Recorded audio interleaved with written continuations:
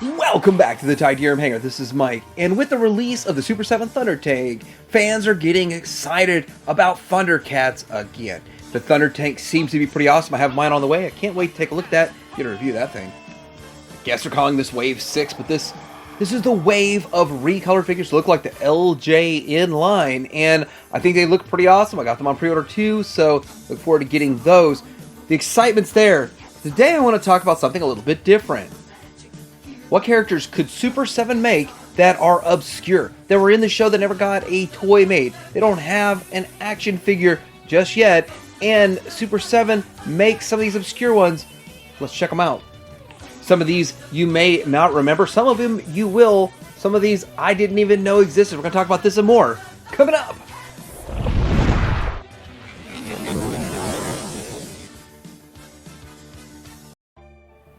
First off, to get it out of the way, there are the Lunatax, and with this is a whole group of figures. I'm not going to go into each individual one because I might do that later in another video. I am going to talk about them in another video also, but they are definitely awesome characters that has been hinted they will get made.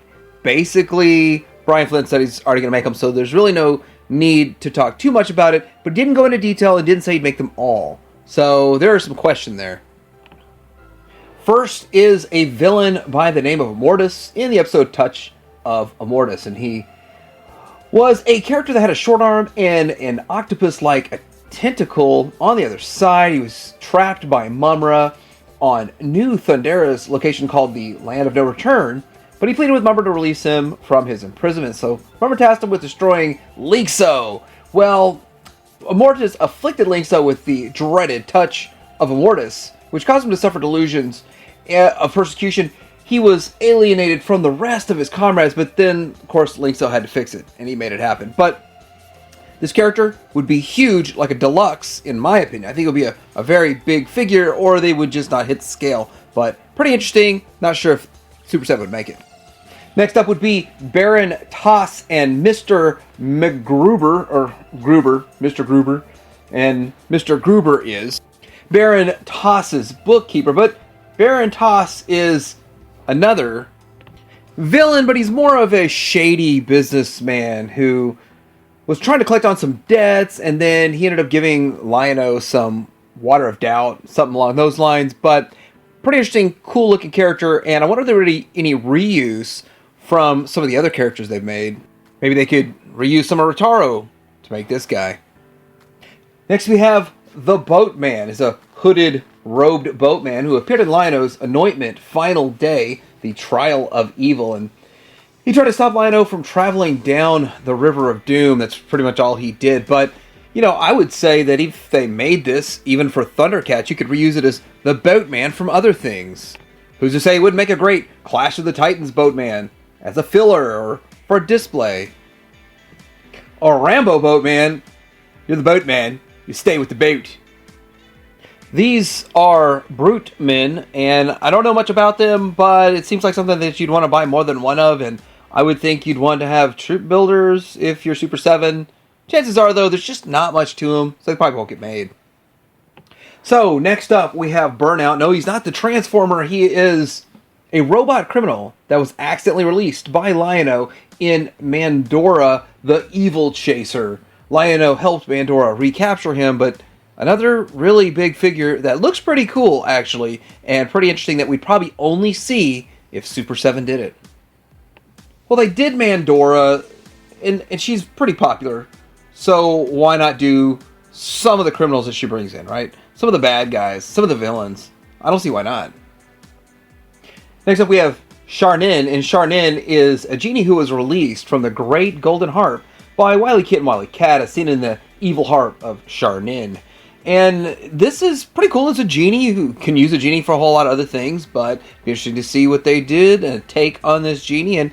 And they say there's really no part reuse in any figures unless it's like the 5 main cats. Next up we have the Child of Gorgon. The Child of Gorgon was an evil giant that was seen in the Mask of Gorgon. It was imprisoned in stone thousands of years ago with the formation becoming the hills of Elfshima.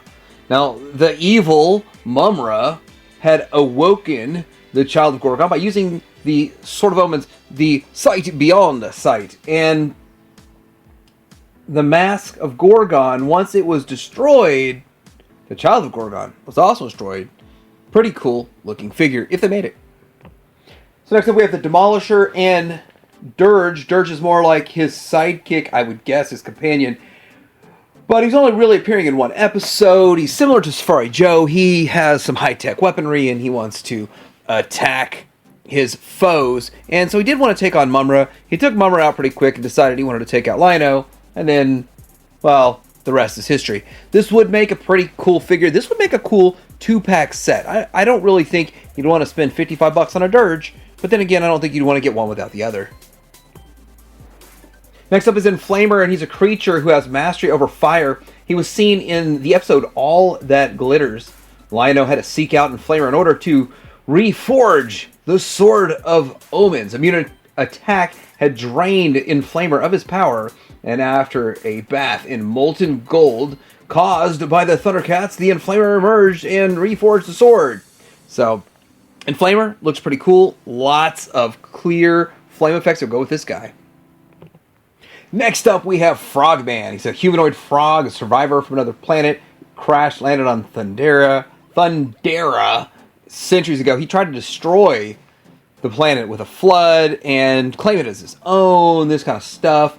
Now, the thing about this guy is that he tried to befriend Wily Kit and Wily Cat, showed that he was a good guy when he was really a bad guy. Lion-O saw through it and fixed all that. Pretty cool. I think they could make this figure. Frogman. So the Ice King is an ancient 1,000-year-old from The Secret of the Ice King. Now, he emerged, tried to melt a glacier, cause havoc for the snowmen.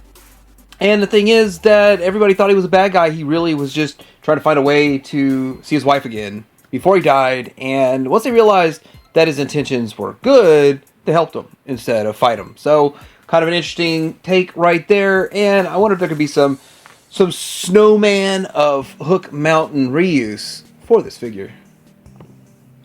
Next up is Malcar. Malcar is an alchemist who Mumra revived from the dead to turn Thundrillium into Thundranium on New Thundera. Now the problem is, when he was revived as an old man, and to make him young and youthful and able to actually work and perform, he took him to the Canyons of Youth and left him in there too long because of an altercation with Jaga.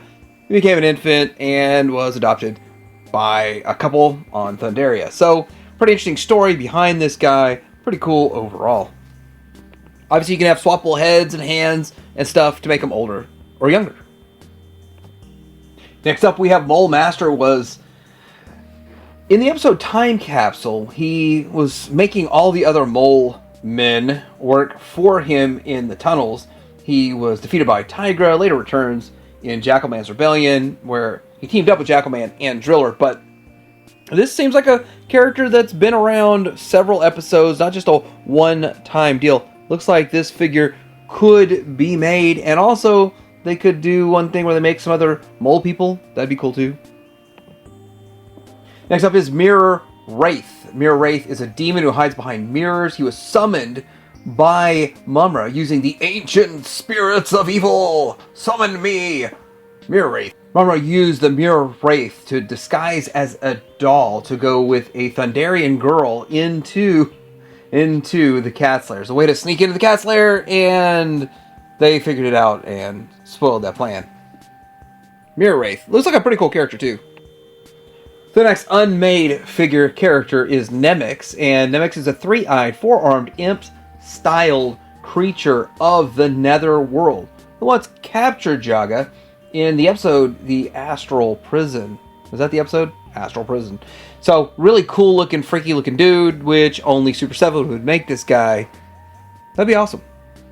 The next character is another villain, is Pluto. Pluto is a criminal from the dark planet Onyx who was accidentally released by Lion-O in the Mandora, the evil chaser. Pluto is known for his toxic touch. He was recaptured by Lion-O and Mandora and of course, we got the Mandora figure. Pyron's probably the coolest looking figure on this list, and I don't know much about him, and I'm not sure if this was a 2011 character or if it was in the original series, but we're going to talk about him anyway. So Pyron is a warrior that was summoned into the Book of Omens by the ancient spirits of evil, the Book of Omens. He was the ancient spirits of evil champion, yet he was easily defeated by Lion-O with the help of the dragon's head that are wrapped around the pillars near the Book of Omens entity. This is a really cool looking character. I'd love to see it come to life, and Super 7 could do it. Next up is Queen Tatara. Queen Tatara is a selfish queen who has riches and does things just for fun, not for gaining wealth. She steals the Arietta bird from the Robert Burbles, and the queen wanted to get it to sing only for her and nobody else. She also entrapped Lion-O in crystal casing as a punishment for being in her treasure room. Snarf saved the day by tunneling underneath the treasure room, freed the Arietta bird. The Arietta bird sang a high note and shattered the crystal that was trapping Lion-O. But this would be a pretty cool character overall, and I know Super 7, Brian, is not scared of making female characters. Next is Quick Pick. Now this seems like something that would be made by Super 7. This is a robotic pickpocket, kind of a small-time thief who actually ends up helping out Lion-O and Mandora to capture Captain Cracker. So it's one of those things that it's a bad guy trying to turn good, and hope it works out, and hope we get a figure. Next up is Scrape. Scrape is a salvage expert who wanted to come to Thundera so that he could mine some sort of certain rock. He would have had to pull the plug on the ocean, the great oceanic plug, and I guess that would drain the ocean. And so that was a problem for Dr. Dome Tone and the Thundercats. So obviously they defeated him, but he'll be back. Hopefully he comes back in figure form.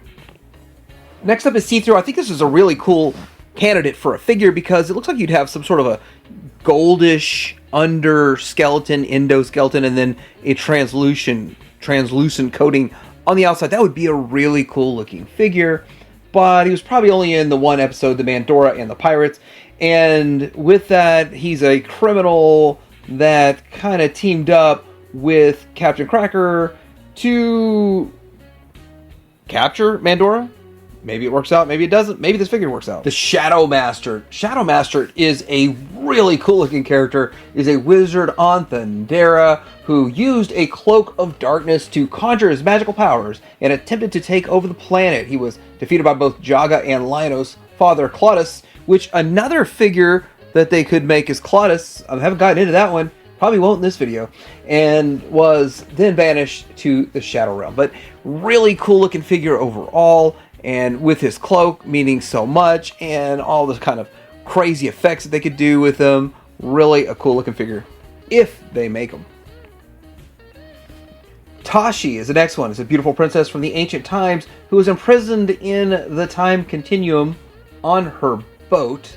And she had these humanoid crocodile servants. She did wield the power of Doom Gaze, which enabled her to mesmerize males with her beauty. Is that the opposite of Medusa? So she ended up putting the Thundercats under her spell, but of course she was ultimately defeated by Tatara, who is a woman who is completely immune to the effects of Toshi's beauty. But anyway, cool looking figure, and I think there could be some reuse between this one and that queen. Next up we have Techno Pete. Is an enormous mechanical centipede-like creature. It's a giant Techno Pete. It's a war machine from the past, extremely destructive and endowed with lethal weapon systems. And the Thundercats prevented it from destroying the Tuska people, which we need Tuska people, but that's not this video. It's not this video. We've seen those before. In a mechanical plague, in Mumra's radioactive Technopede. This is one that would be huge. It would be big. I don't think it would really be to scale, but would be kind of cool, kind of fun, interesting to see. Technopede. Two-Time is kind of a strange one, definitely. But Two-Time has two different heads, and it looks like his hands can be feet, or his feet can be hands, or he could do whatever, stand on one or the other. Pretty interesting concept right here. I'm not sure how it would be made into figure form, but it would still be really interesting. Something that's sort of never been done before, exactly like this. Exactly like this. But this character himself is a robot with two heads, both ends of his body, where both sides of his body switch positions at different points. His base of operations is a flying fortress called the Dome Down. In this first appearance, Two-Time captured a family of Thunderian refugees and turning rocks into Thundera. His second appearance, he has Two-Time ambushed the ecology inspector who was coming to inspect the new Cat Slayer, and even tried to contain Cat Slayer in his own ship, which is got to be a pretty big ship. So, cool looking character. Hope it gets made. Next up is Wolfrat, and Wolfrat is pretty much exactly what it says. It's a giant wolf/rat, and it's a robot, and it's created by Vultureman, and it's a pretty interesting type of a character.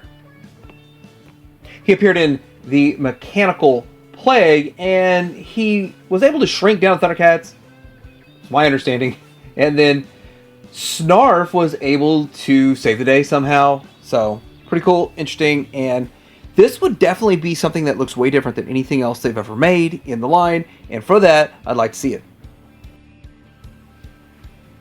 Warbot. Warbot is a giant four-legged robot creature by the mutants, created by the mutants to destroy the Thundercats. As seen in the Return to Thundera, the mutants planned to create a Warbot back on Plundar, but didn't have the chance. When Lion-O travels back to Thundera before it exploded, Lion-O received the blueprints from Claudus. Using the blueprints upon returning to the present, Lion-O was able to find the Warbot and destroy it. Mumra reactivates Warbot in order to attack Thundercats. Just another cool kind of concept that's out there, and an interesting... I don't know if you'd say he's a villain. He's just a bystander. Zax is another really cool one. It's a four-armed Birdman sorcerer who unsuccessfully fought Mumra for control of Third Earth in the distant past, but Zax was left without form in his essence and was trapped with a magical medallion. Any creature wearing the medallion acquires his fantastic power, but is progressively transformed to permanently become Zax, who requires a host body. So this is an interesting, cool-looking figure, but then I guess you can say it could be whatever. But this is kind of the form that it takes, and looks pretty cool. Interesting-looking Birdman. So the chances of all these characters getting made are 0, but the chances of some getting made are high. Which on this list would you like to see get made, and which of these do you remember from the show? Did this bring back some memories? I'd like to know. Like and subscribe, and Tatara Hanger out.